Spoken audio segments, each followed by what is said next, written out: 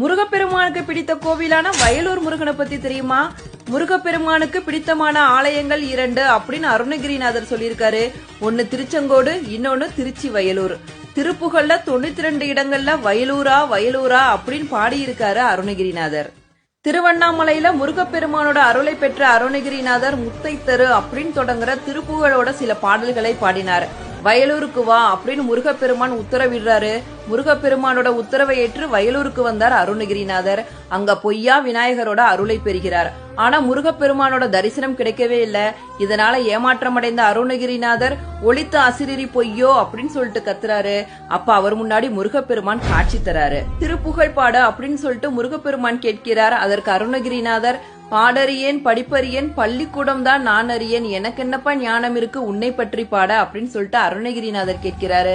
உடனே முருகப்பெருமான் தன்னுடைய வேலை எடுத்து அருணகிரிநாதரோட நாக்குல ஓம் அப்படின்னு சொல்லிட்டு எழுதுறாரு.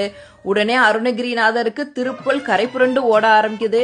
முருகப்பெருமானை போற்றி 18 பாடல்கள்ல இந்த வயலூர் முருகன் திருத்தலத்துல பாடினாரு. தொடர்ந்து பல திருத்தலங்களுக்கு சென்று திருப்புகழை பாடினார். முருகப்பெருமானோட அருள் நிறைந்த திருத்தலம் தான் வயலூர் முருகன் திருத்தலம்.